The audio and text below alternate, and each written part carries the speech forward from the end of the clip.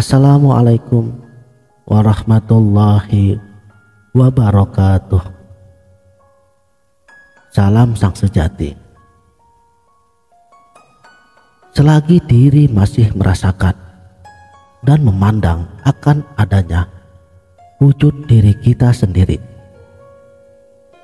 itu berarti pada keadaan seperti ini kita masih jauh dan belum sampai kepada penyatuan yang sejati. Awas, di sini diharamkan mengaku-ngaku apa yang bukan menjadi haknya, apalagi menyangkut kepada pengakuan hakiki. Karena tingkat pengakuan tersebut hanya akan sah bila diri seseorang telah berada pada maqam fana billah. Coba pahami apa yang telah Rasulullah Shallallahu Alaihi Wasallam katakan. Araftu Rabbi bi Rabbi. Hanya Allah yang mengenal Allah.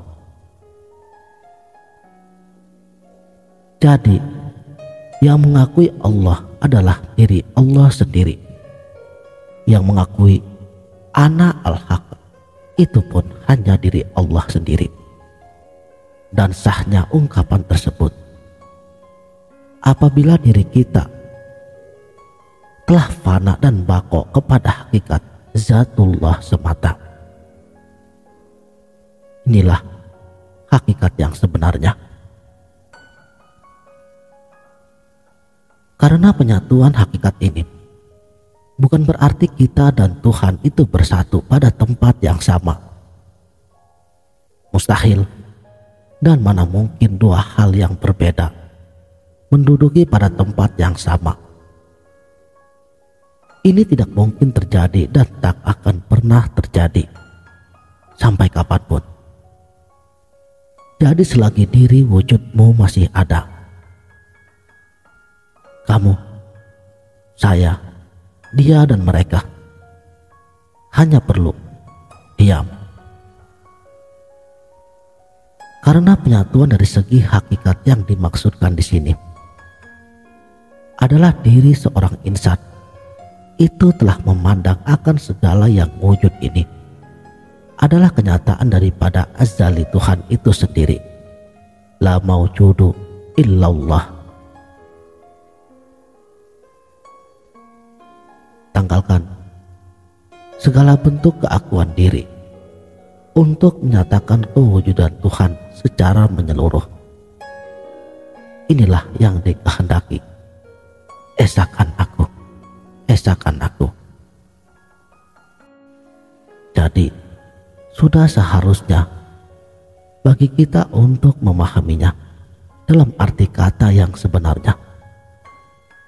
Penampakan atau kezahiran pada wujud zahir ini maupun pada wujud yang batin, itu semuanya adalah dalil. Karena sebenarnya adalah kenyataan daripada wujud Tuhan, yaitu pada sifat az-zahiru dan al-batinu.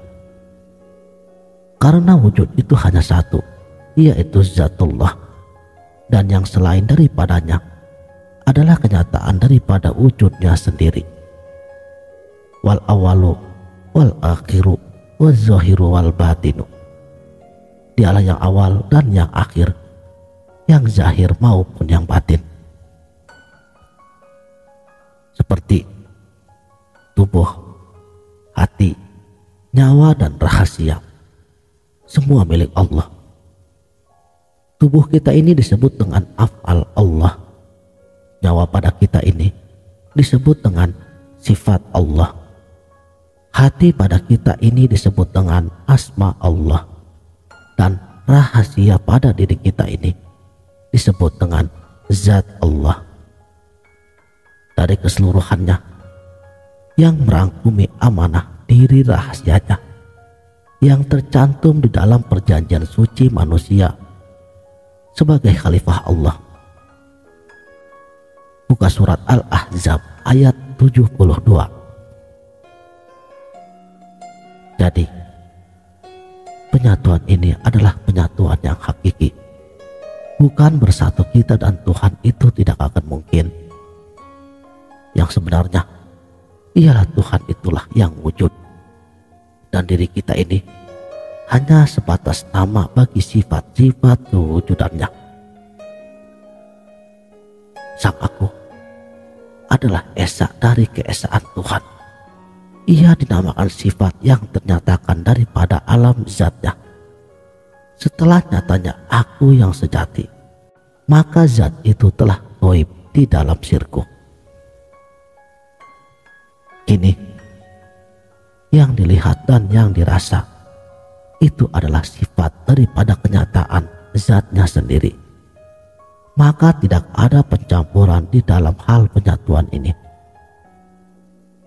Esanya Tuhan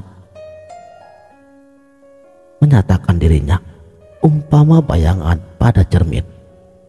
Mana mungkin bayangan atau gambaran di dalam cermin itu menjadi dua, kalau yang di luarnya satu objek yang sama.